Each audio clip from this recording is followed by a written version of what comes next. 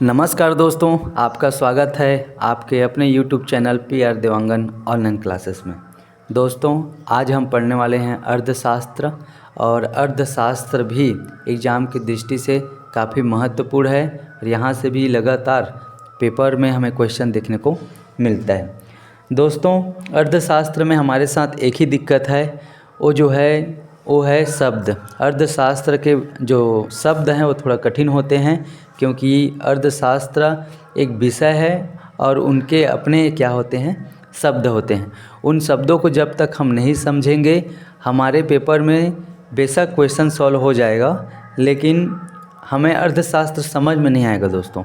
इसीलिए हमें अर्थशास्त्र के शब्दों को समझना ज़रूरी है। तो चलिए बिना देर किए स्टार्ट करते हैं। तो अर्थशास्त्र क्या है? अर्थशास्त्र, पहला तो मन में यही सवाल आता है कि अर्थशास्त्र है क्या। अर्थशास्त्र दो शब्दों से मिलकर बना हुआ है, अर्थ प्लस शास्त्र। अर्थ प्लस शास्त्र। अर्थ का संबंध होता है दोस्तों संपत्ति धन से, संपत्ति या धन से, संपत्ति या धन से अर्थ का संबंध होता है। और शास्त्र का संबंध होता है दोस्तों, हम हमेशा शास्त्रों की बात करते हैं।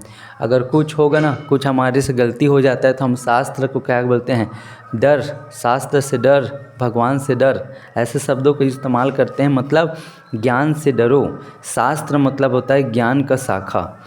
तो इस प्रकार से क्या परिभाषा हो जाएगा कि ज्ञान की वह शाखा जिसके अंतर्गत हम संपत्ति या धन संबंधी अध्ययन करते हैं, उसको हम अर्थशास्त्र कहते हैं, उसको हम अर्थशास्त्र कहेंगे।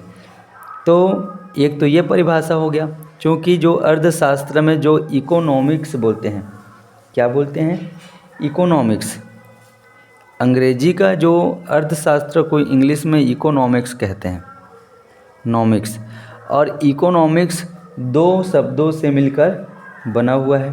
पहला क्या है, इसको oikos, oikos plus Nemin. Oikos मतलब ओइकोस प्लस नेमिन। अब इसका क्या मतलब है? सबसे पहले तो इकोनॉमिक्स जो शब्द है वह ग्रीक भाषा का शब्द है। ग्रीक भाषा का क्या है, शब्द है। ये भी पूछा जा सकता है कि इकोनॉमिक्स किस भाषा का शब्द है, तो हमें क्या कहना है, इकोनॉमिक्स ग्रीक भाषा का शब्द होता है, जिसका मतलब क्या होता है, ओइकोस प्लस नेमिन, जिसका साफ साफ मतलब होता है क्या, कि घरेलू कार्यों का प्रबंधन, घरेलू चीज़ों का, घरेलू वस्तुओं का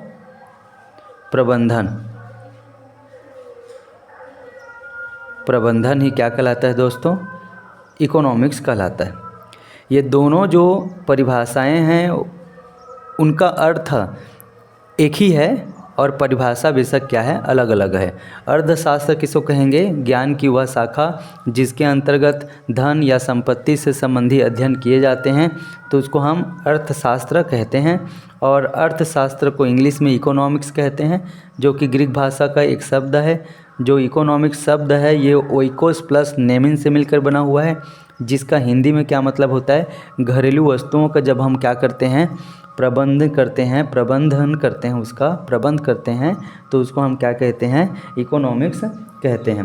अब कई सारे आधुनिक अर्थशास्त्री हुए जिन्होंने अर्थशास्त्र को अपने ढंग से क्या किया है, परिभाषित किया है। उसमें एडम स्मिथ को अर्थशास्त्र के पिताजी कहा जाता है।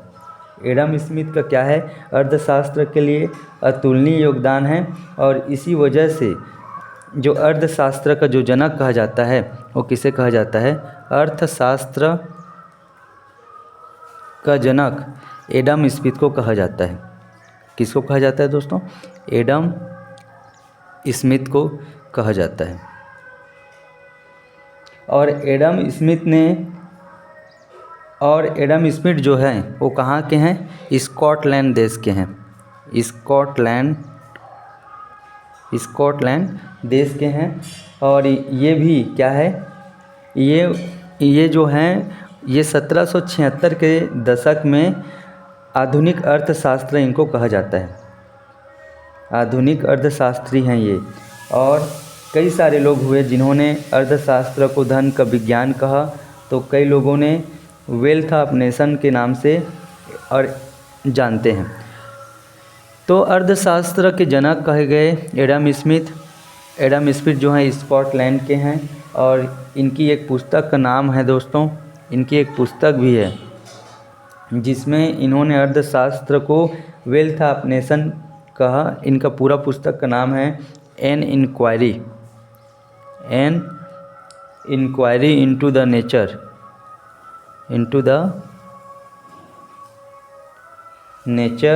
And causes of wealth of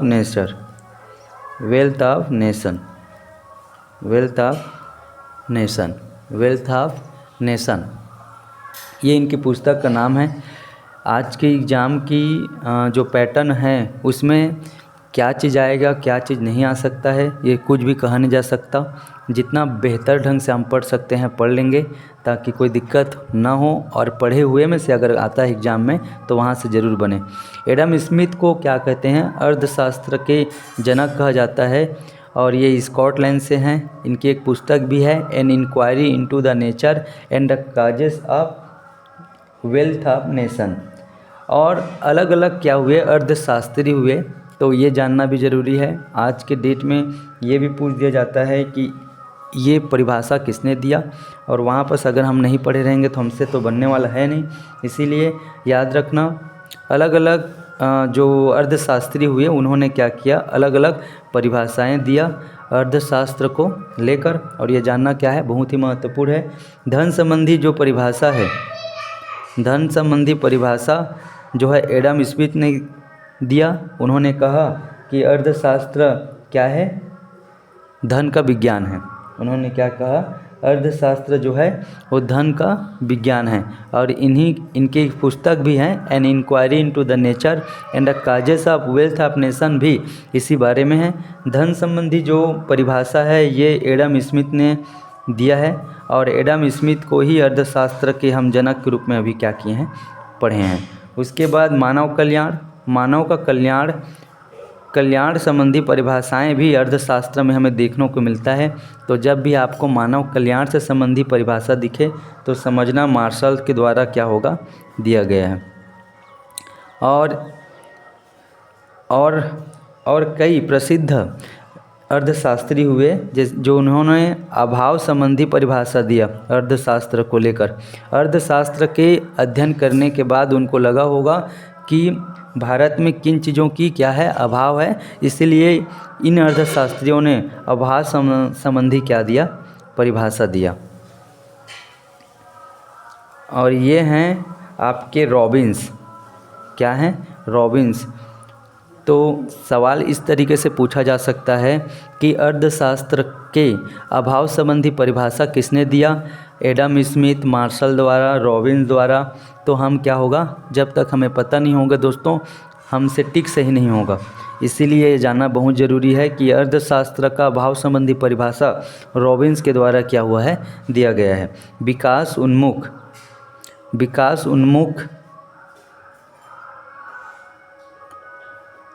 उन्मुख संबंधी जो परिभाषाएं हैं वो आपके सैमुअल्सन के द्वारा दिया गया था। किसके द्वारा दोस्तों दिया गया था, सैमुअल्सन के द्वारा दिया गया था। अब ये तो हो गया अर्थशास्त्र, हमें समझ में आ गया। और अर्थशास्त्र अगर हमें समझ में आ रहे हैं तो इनकी कुछ क्या है, परिचय भी देखते हैं। अर्थशास्त्र को हम दो भागों में बांट सकते हैं। पहला, अर्थशास्त्र एवं अर्थव्यवस्था, दो चीज़ें हैं जो हमें क्या करना पड़ेगा, पढ़ना पड़ेगा। पहला क्या होता है, अर्थशास्त्र। पहला क्या होता है, अर्थशास्त्र, और जिसको हम इंग्लिश में क्या कहे, इकोनॉमिक्स। और एक होता है आपका अर्थव्यवस्था। दोनों में थोड़ा सा क्या है, अंतर है दोस्तों, जिसे हमें समझने की क्या है, ज़रूरत है। कैसे, अर्थव्यवस्था को हम क्या कहते हैं, इकोनॉमी कहते हैं। क्या कहते हैं, इकोनॉमी। और किसी भी देश की क्या होती है, अर्थव्यवस्था होती है। उसको हम देखेंगे कि भारत जो है एक क्या है, विकासशील देश है और क्या है, मिश्रित अर्थव्यवस्था है। भारत की जो अर्थव्यवस्था है वो मिश्रित अर्थव्यवस्था है। अब मिश्रित अर्थव्यवस्था होने का क्या अर्थ है, हम आगे देखते हैं। तो सबसे पहले अर्थशास्त्र की बात करें तो अर्थशास्त्र आपका जो होता है ये सैद्धांतिक होता है। पहला पॉइंट क्या होता है, ये जो है सैद्धांतिक होता है दोस्तों। सैद्धांतिक का क्या मतलब है कि ये थ्योरेटिकल होता है, इसको हम व्यवहारिक नहीं कहते। जबकि अर्थव्यवस्था क्या होता है, व्यवहारिक होता है। क्या होता है, व्यवहारिक होता है, व्यवहारिक होता है। जो अर्थशास्त्र होता है इसमें हम क्या करते हैं, आर्थिक वस्तु, एक पॉइंट आ रहा है दोस्तों, आर्थिक वस्तु, आर्थिक। अब आर्थिक वस्तु क्या है, तो आर्थिक वस्तु उन वस्तुओं को कहेंगे जिन वस्तुओं का बाज़ार में एक क्या हो, मूल्य हो। तो आर्थिक वस्तु व आर्थिक क्या होता है आपका, आर्थिक गतिविधि, आर्थिक सेवा कह सकते हैं, आर्थिक सेवा व आपका आर्थिक गतिविधि। तो ये जो अर्थशास्त्र होता है वो सैद्धांतिक होता है और आर्थिक वस्तु व आर्थिक सेवा व आर्थिक गतिविधियों का जिस पर क्या किया जाता है, अध्ययन किया जाता है। इन तमाम चीज़ों का क्या करते हैं हम, अध्ययन ही क्या कहलाता है, आपका अर्थशास्त्र कहलाता है। इससे पहले भी परिभाषा में हमने देखा था कि विज्ञान की वह शाखा या ज्ञान की वह शाखा जिसके अंतर्गत हम संपत्ति या धन संबंधी अध्ययन करते हैं उसको अर्थशास्त्र कहते हैं। हालांकि अर्थशास्त्र क्या होता है, सैद्धांतिक होता है, जिसमें हम आर्थिक वस्तु एवं आर्थिक सेवा से जुड़े हुए आर्थिक गतिविधियों का हम अध्ययन करते हैं। तो उसमें उसको हम क्या कहेंगे, अर्थशास्त्र कहते हैं। और जहाँ अर्थव्यवस्था की बात आती है तो भारत की अर्थव्यवस्था एक मिश्रित अर्थव्यवस्था का उदाहरण है, जिसमें और अर्थव्यवस्था क्या होता है, अर्थव्यवस्था का स्वरूप व्यवहारिक होता है। ये भी आर्थिक वस्तु और ये भी क्या होता है, आर्थिक वस्तु व आर्थिक सेवा का क्या होता है, व्यवहारिक रूप होता है। आर्थिक सेवा का क्या होता है, जहाँ पर आर्थिक सेवा का क्रियान्वयन या फिर क्या बोला जाता है, जिसको निष्पादन होता है। अब जैसे कि क्या होता है, एक तो हम जानते हैं, हम यहाँ से ही जान सकते हैं कि बाज़ार में क्या होता है, वस्तुओं का लेन देन होता है। लेकिन हमारा जैसा काम है, हम उस जगह पे अपना काम करते हैं, लेकिन बाज़ार में बहुत सारे व्यापारी अपना सामान बेचते हैं। तो व्यापारी सामान बेचते हैं, जैसे कि बाज़ार में कोई टमाटर बेचता है, तो टमाटर बेचता है ना, वो टमाटर बेच के अपना जीवन यापन करता है, पैसा अर्जित करता है। तो जब तक वो टमाटर नहीं बेचेगा उसको पैसे नहीं आएगा, इसीलिए वो टमाटर बेचता है। और धन जब उपार्जित करता है ना, अर्जित करता है धन, तो उसका जीवन निर्वाह के लिए वो धन आवश्यकता होता है। तो धन कैसे मिल रहा है उसको, व्यवहारिक रूप से काम करके। लेकिन हम वो जब उसका अध्ययन कर लेते हैं मोटे तौर पर कि इस प्रकार से बाज़ार में होता होगा, तो उसका अध्ययन करना अर्थशास्त्र है। और व्यवहारिक रूप से कार्यों को अंजाम देना, निष्पादन और क्रियान्वयन करना अर्थशास्त्र की भाषा में वो क्या कहलाती है, आपका अर्थव्यवस्था कहलाती है। आई होप आपको समझ में आ रहा होगा। और जो बाज़ार है दोस्तों, बाज़ार जो है, बाज़ार का अपना एक नियम होता है। बाज़ार का क्या होता है, बाज़ार का अपना एक नियम होता है। बाज़ार का अपना एक नियम होता है जिसको हम बाज़ार के नियम कहते हैं। बाज़ार जिस नियम पर काम करता है उसको हम मांग और पूर्ति का सिद्धांत के नाम से जानते हैं। मांग और पूर्ति का सिद्धांत के पूर्ति के सिद्धांत के नाम से जानते हैं। पूर्ति के सिद्धांत और मांग और पूर्ति क्या है, तो आपको भी पता होगा दोस्तों, मांग उन वस्तुओं का किया जाता है जिसकी क्या होती है, आवश्यकता होती है। क्या बोला मैं, पहला तो हो गया मांग। और मांग किनका होता है, मांग हमेशा क्रेता के द्वारा मांगा जाता है। क्रेता कौन, जो लेता है। जैसे कि क्रेता हम लोग होते हैं। क्रेता कौन होता है? हम लोग होते हैं। क्रेता जो लेता है और जो लेने वाला है उसकी क्या होती है? मांग होती है। क्या मांग होती है? आवश्यकता संबंधी वस्तुओं की, है ना। तो मांग उन वस्तु, इसीलिए कहा जाता है कि मांग क्रेता द्वारा उन वस्तुओं का किया जाता है। किन वस्तुओं का? उन वस्तुओं का किया जाता है जिसकी आवश्यकता होती है, जिसकी आवश्यकता होती है, जिसकी क्या होती है? आवश्यकता होती है। और हमेशा पूर्ति उन चीज़ों का किया जाता है, और ख़ासकर पूर्ति जो है विक्रेता के द्वारा पूरा किया जाता है दोस्तों। मांग हमेशा क्रेता के द्वारा और पूर्ति विक्रेता के द्वारा क्या किया जाता है। और पूर्ति उन्हीं चीज़ों की होती है जिन चीज़ों की क्या होती है? मांग होती है।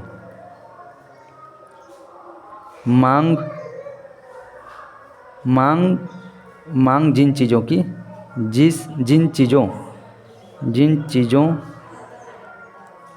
या जिन वस्तुओं की होती है, जिन वस्तुओं की होती है। मांग जिन वस्तुओं की होती है उनकी क्या किया जाता है? पूर्ति किया जाता है। तो इस प्रकार से हम ये समझ सकते हैं कि बाज़ार का नियम जो होता है मांग और पूर्ति के सिद्धांत पर क्या करता है?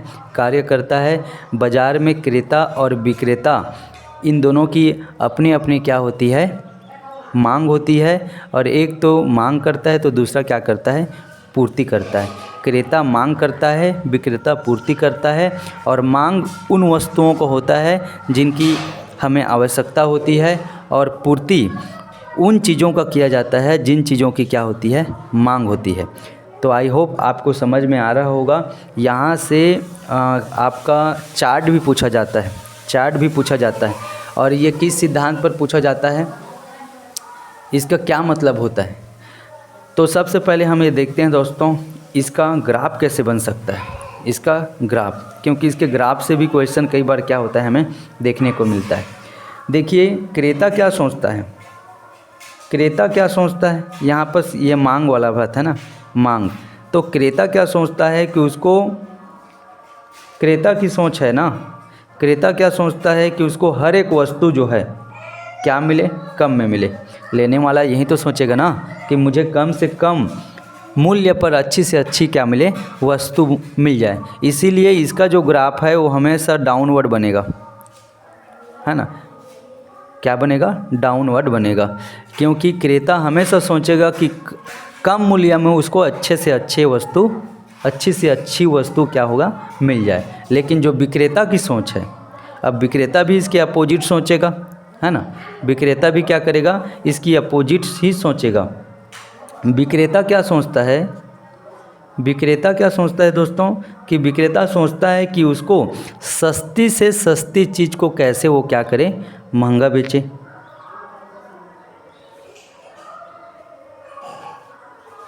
मांग के लेकर विक्रेता की क्या सोच है कि अगर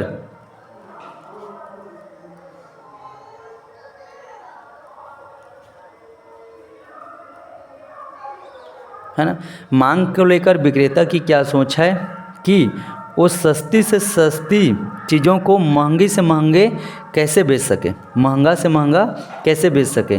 तो इसलिए इसका जो ग्राफ है वो अपवर्ड बनता है। इस प्रकार से मांग क्रेता की सोच पर डाउनवर्ड ग्राफ और विक्रेता की सोच पर अपवर्ड क्या होता है? ग्राफ बनता है। अब उसके बाद हम देखते हैं दोस्तों बाज़ार का नियम एक्चुअली में क्या होता है, बाज़ार मूल्य क्या होता है, बाज़ार का मूल्य क्या होता है। बाज़ार मूल्य क्या होता है? तो बाज़ार मूल्य के लिए एक कहा जाता है कि जिस मूल्य पर क्रेता सामान लेता है या विक्रेता जिस मूल्य पर बेचता है।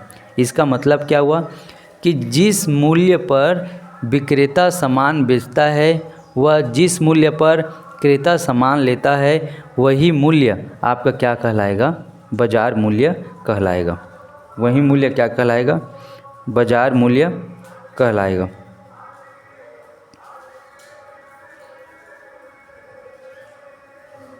यही से क्या बोलते हैं दोस्तों? बाज़ार मूल्य कहते हैं। मतलब विक्रेता एवं क्रेता अपने सामान का आदान प्रदान जिस मूल्यों पर करते हैं उसको हम क्या कहते हैं? बाज़ार मूल्य कहते हैं। और ये क्या होता है? बाज़ार वक्र का क्या है दोस्तों? बाज़ार वक्र का एक चार्ट है, सॉरी बाज़ार वक्र का क्या है? ये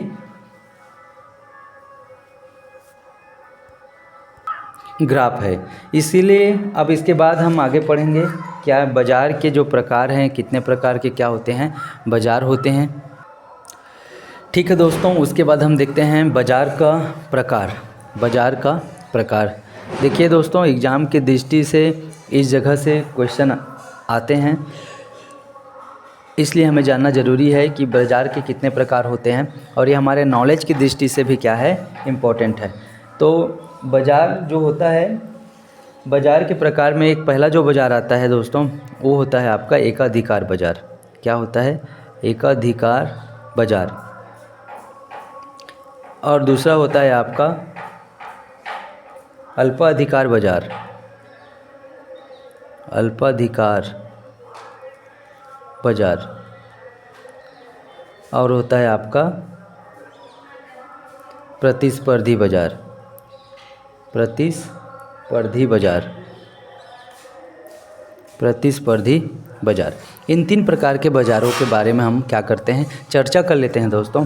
जो एकाधिकार बाज़ार है और अल्पाधिकार बाज़ार है, एकाधिकार बाज़ार का ही विस्तृत रूप को हम अल्पाधिकार बाज़ार कह सकते हैं। कैसे? पहले तो समझते हैं एकाधिकार बाज़ार क्या है। एकाधिकार बाज़ार दोस्तों कि जब क्या होता है, जिस बाज़ार पर अधिकार किसी एक समूह या व्यक्ति का हो तो उसको हम एकाधिकार बाज़ार कहते हैं। और जिस बाज़ार पर एकाधिकार बाज़ार होने पर हमें क्या होता है? गुणवत्तापूर्ण वस्तु नहीं मिल पाता। अब जहाँ पर एक की अधिकार है, मान लो एक ही दुकान है आपके मोहल्ले में, तो आप कभी चयन नहीं कर सकते, आप चुनाव नहीं कर सकते, क्योंकि आप मजबूर हैं उस जगह पर ही अपने सामान लेने के लिए, क्योंकि दुकान की संख्या क्या है? एक है और उसमें भी क्या है? एकाधिकार है। इसके बहुत सारे घाटा हैं दोस्तों। एकाधिकार बाज़ार में का बहुत सारा घाटा है कि हमें चयन करने की क्या नहीं होती है? आज़ादी नहीं होती है, हम चयन नहीं कर सकते। और हमारा क्या होता है? शोषण होगा ना। जब आसपास में कोई दूसरा नहीं है तो चाहे तो हमारा शोषण भी कर सकता है। हमें क्या हो जाता है? मूल्य बढ़ाकर भी बेचता है। तो मूल्य जो होता है, मूल्य इसमें ज़्यादा मिलता है एकाधिकार बाज़ार में। और हमारे जो इसमें भी क्या होता है, और भारत की बाज़ार में इस प्रकार की अभी क्या है? बाज़ार देखने को नहीं मिलता। लेकिन 1991 से पहले भारत में एकाधिकार बाज़ार क्या होता था। एकाधिकार बाज़ार का अभी अगर हम उदाहरण देखें तो हम भारतीय रेल को इसके अंतर्गत क्या कर सकते हैं? शामिल कर सकते हैं। भारतीय रेल को क्या कर सकते हैं? शामिल कर सकते हैं।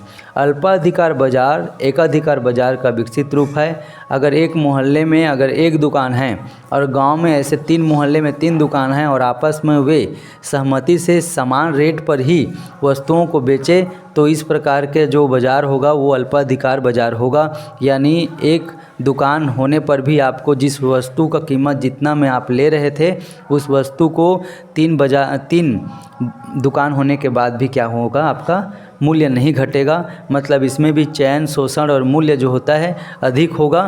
तो अल्पाधिकार बाज़ार भी कहीं ना कहीं हमारे लिए क्या होगा? दयनीय स्थिति पैदा कर सकता है। अल्पाधिकार बाज़ार की जो अस्तित्व है वो भारत में हालांकि नहीं है, लेकिन इसका भी उदाहरण अगर हम देखें तो क्या होगा? आपका माइक्रोसॉफ्ट या एवं इंटेल कंपनी का एकाधिकार के रूप में देखा जाता है। माइक्रोसॉफ्ट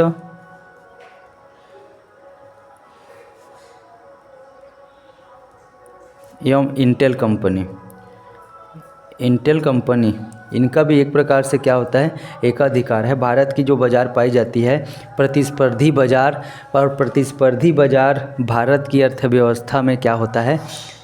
स्थान रखता है। भारत की बाज़ार प्रतिस्पर्धी बाज़ार है, जहां पर आपको बहुत सारी आज़ादी मिलता है। आप किसी भी वस्तुओं का चयन कर सकते हैं। अगर आपको पसंद नहीं आता तो दूसरे जगह जाकर बाज़ार में क्या कर सकते हैं? उसका मूल्य पता लगा सकते हैं। और यहाँ पर आपको मिलती है चुनने की आज़ादी क्या मिलती है? आप किसी भी वस्तुओं को चुन कर ले सकते हैं, आपका शोषण नहीं हो सकता, शोषण जो यहाँ पर हो रहा था वो नहीं हो सकता।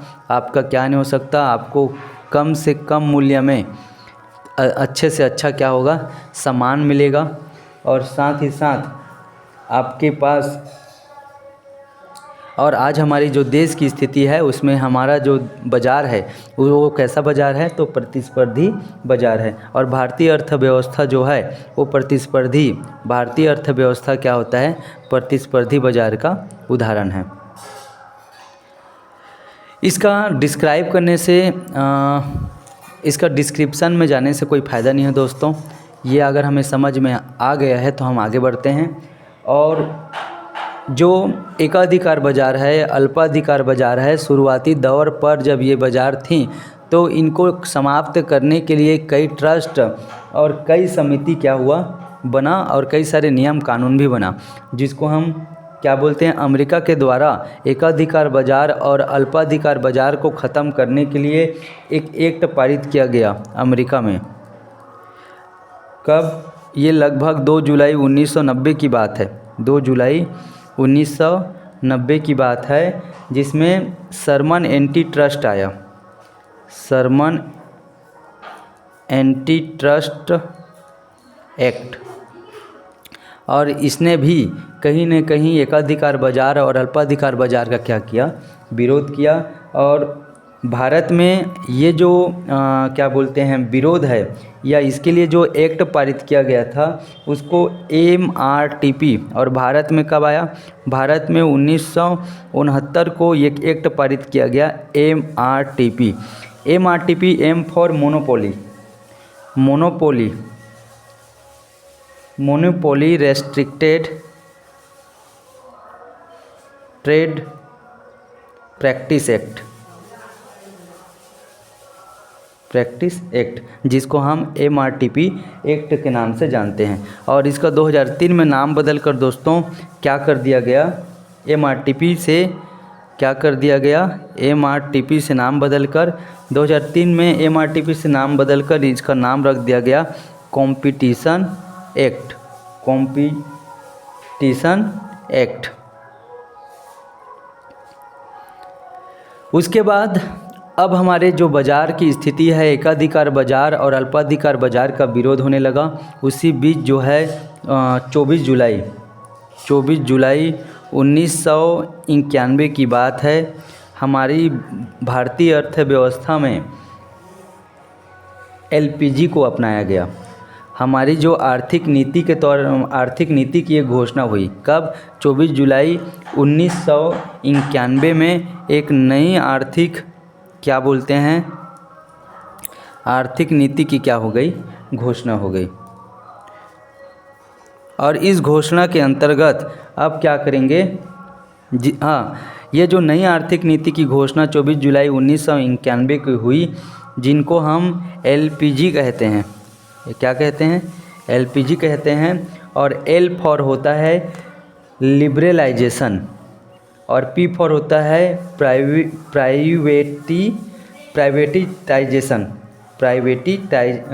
क्या बोलते हैं?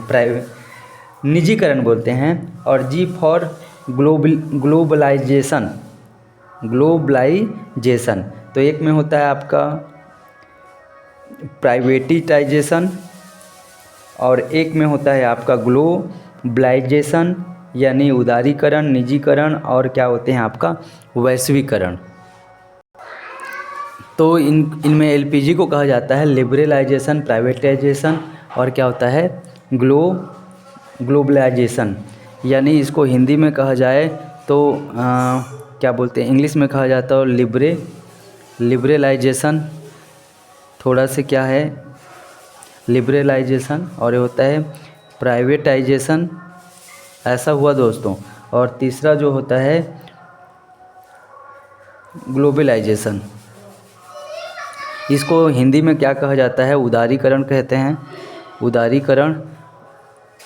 और ये आपका होता है निजीकरण, प्राइवेटाइजेशन है ना, निजीकरण है, निजीकरण। और ये होता है आपका वैश्वीकरण, वैश्वीकरण। इसका क्या मतलब है दोस्तों? इसका आर्थिक नीति जो एलपीजी नीति है, यहाँ से क्वेश्चन ये इस टाइप का बनता है कि कब एलपीजी नीति की घोषणा हुई, तो आपको याद रखना है 24 जुलाई 1991। ये जो डेट है वो मोस्ट इम्पॉर्टेंट है, इसको याद रखिए।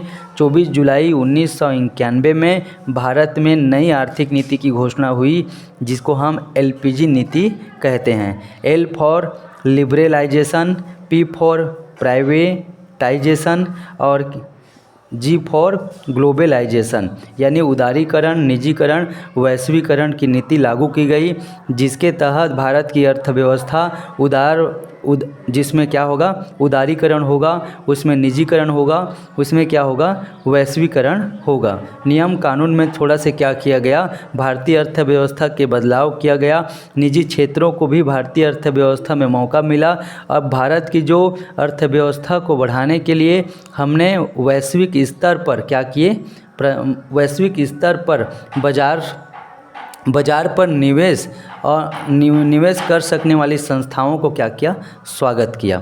इस प्रकार से भारत की जो नीति है वो क्या हो गया है, भारत की नीति को हम किस नीति के नाम से जानते हैं, तो एलपीजी नीति के नाम से जानते हैं। और इस समय भारत के जो वित्त मंत्री थे वो मनमोहन सिंह थे। कौन थे दोस्तों? मनमोहन सिंह। और मनमोहन सिंह के कारण ही एलपीजी नीति 24 जुलाई 1991 में लागू हो सका। मनमोहन सिंह को एलपीजी नीति के जनक कहा जाता है, एलपीजी नीति के जनक कहा जाता है। और एलपीजी नीति के जनक कहा जाता है। इस समय हमारे प्रधानमंत्री कौन थे? प्रधानमंत्री थे नरसिम्हा राव क्या थे? भारत के प्रधानमंत्री थे। और इस नीति को ही कई अन्य नामों से भी हम जानते हैं। इस नीति को हम क्या क्या नाम से जानते हैं? पहला तो नवीन आर्थिक सुधार कहते हैं, नवीन आर्थिक सुधार। और क्या नाम से जानते हैं? आईएमएफ सुधार। क्या? आईएमएफ सुधार। देखिए दोस्तों, इसको नवीन आर्थिक सुधार कहते हैं, आईएमएफ सुधार कहते हैं, मिलर सुधार। मिलर एक अर्थशास्त्री हुए ना, इसलिए इसको मिलर सुधार के नाम से भी हम जानते हैं। और राव मनमोहन सुधार भी कहते हैं। राव मतलब जो प्रधानमंत्री थे नरसिम्हन राव, और वित्त मंत्री उस समय थे मनमोहन सिंह, इसलिए इन दोनों के नाम से एलपीजी नीति को जानते हैं।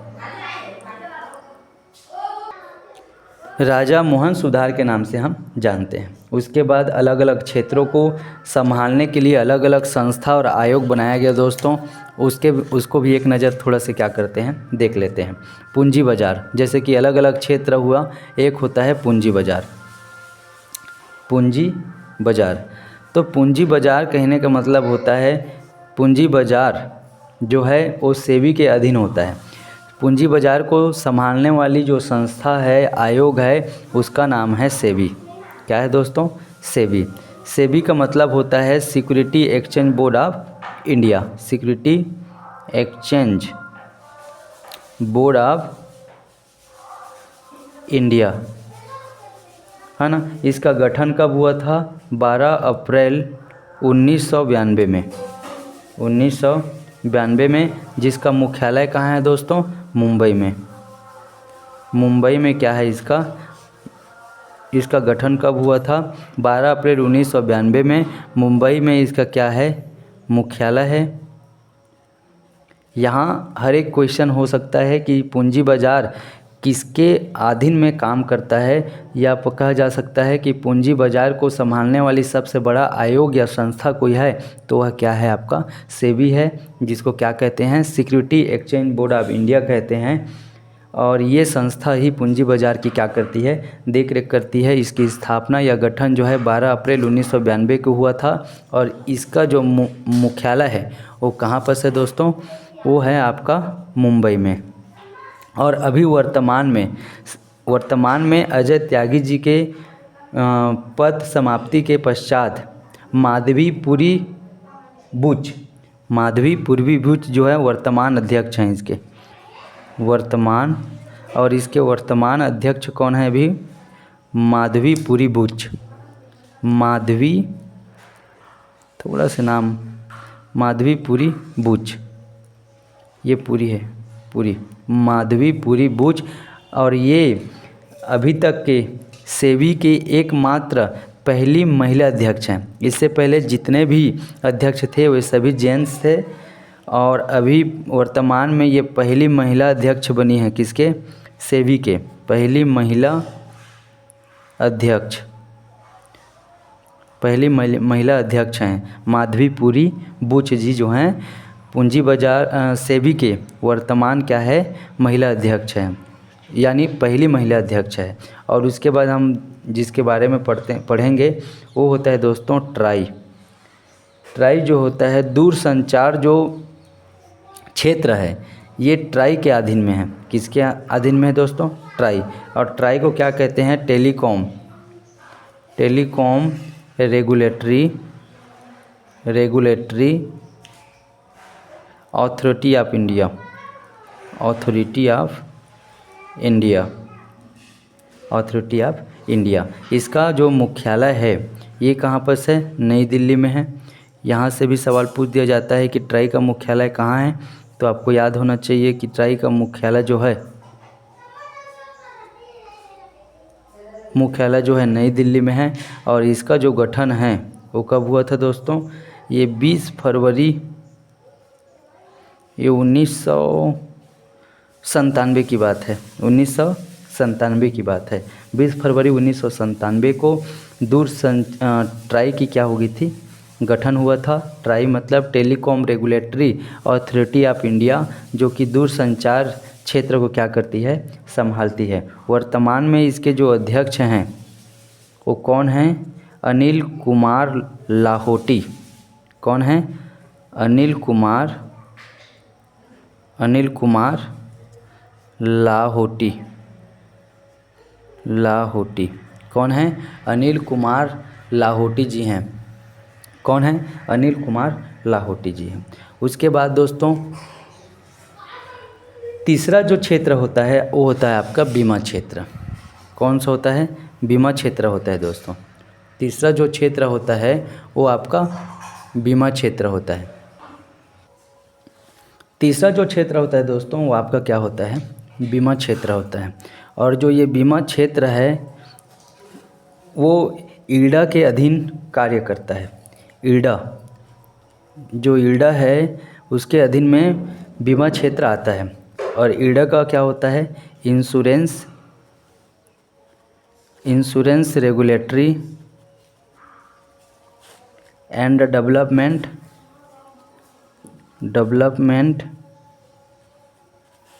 अथॉरिटी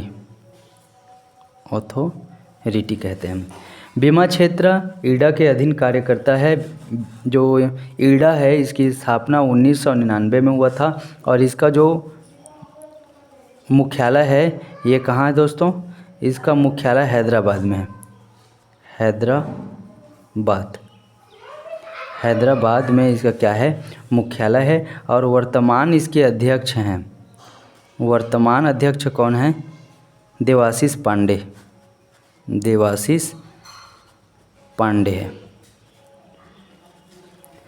तो ये रहे दोस्तों अर्थशास्त्र में महत्वपूर्ण टॉपिक्स जहाँ से क्वेश्चन बनते हैं। आई होप आपको समझ में आया हो। धन्यवाद।